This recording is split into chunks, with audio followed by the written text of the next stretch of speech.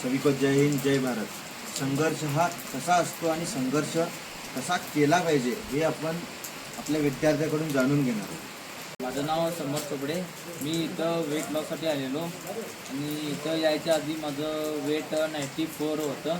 इथं आल्यावरती माझं वेट आता 74 आहे आणि इथं यायच्या आधी मला 2 राऊंड पण पळता येत नव्हतं.